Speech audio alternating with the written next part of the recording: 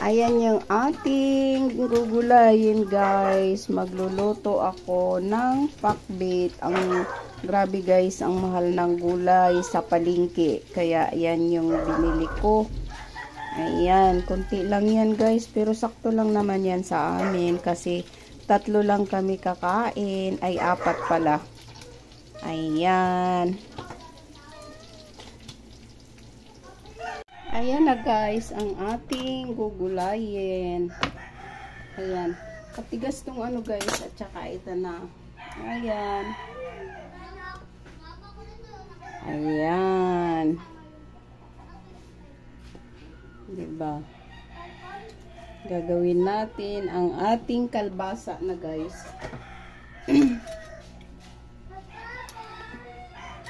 Sobrang ano nito guys, sobrang ang tigas niya.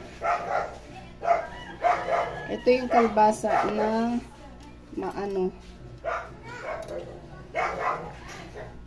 Masarap siya guys. Ito ganitong kalbasa. Ingay talaga ng aso guys sa kapitbahay namin. Ganun talaga guys no pag may alagang aso. Yung aso namin guys nandoon lang sa taas. Di namin pinapababa yun kasi pag binaba namin yun guys nahahawaan siya ng garapata. Minsan binaba namin yun dito sa baba. Naku, ilang araw lang guys punong-puno ng garapata. Kaya ayan, hindi ko na siya pinapababa, doon lang siya sa taas. Ayan guys, ang ating kalbasa. Babalatan natin to guys. Ayoko kasi na hindi binabalatan yung kalbasa. Kaya watch for more.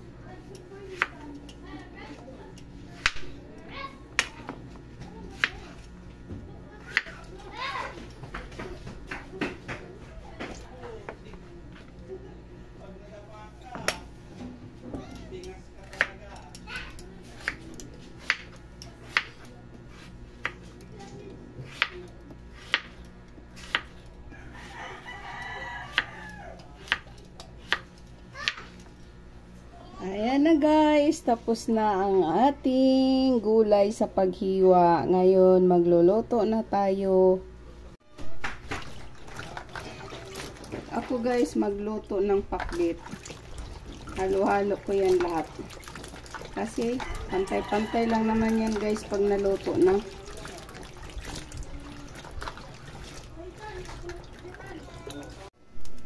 Hi guys, ito na tayo. Start na tayo ng ating luluto.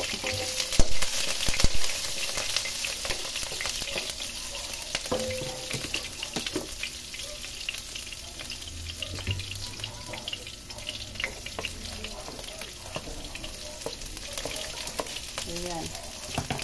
Sarap talaga guys kapag gulay. Mas gusto ko talaga yung gulay kaysa karne or manok. Pero manok pa rin guys yung aking sahog. Walang ibang isasahog kundi manok. Tapos lagyan natin ng bagoong alamang para malasa. Ayan. Lagay na natin ang ating chicken guys. Ayan ang ating chicken para sa ating pakbit.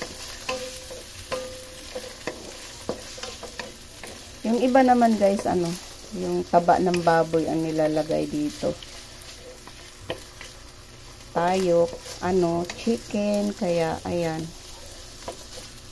Tapos lagyan natin ng pampasarap na magic sarap at saka pamintang pino.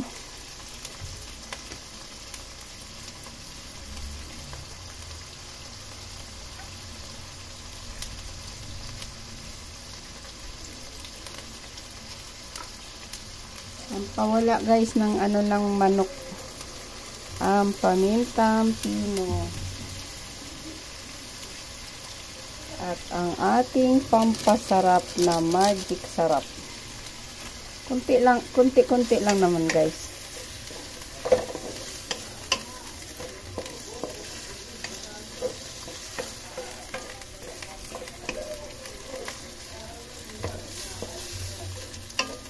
At pagkatapos niyan guys, lagyan natin ng konting toyo.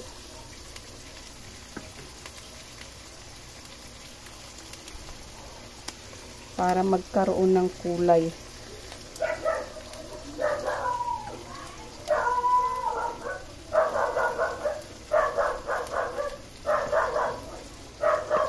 Ayan guys, ang ating chicken.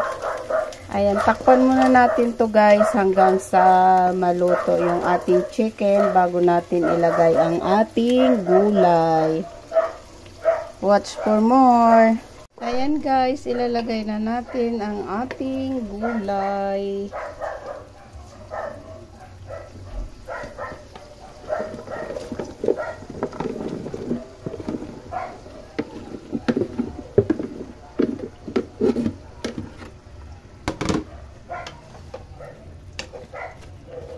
Ayan guys, so iba talaga guys kapag malaki yung kawali na lulutuan mo.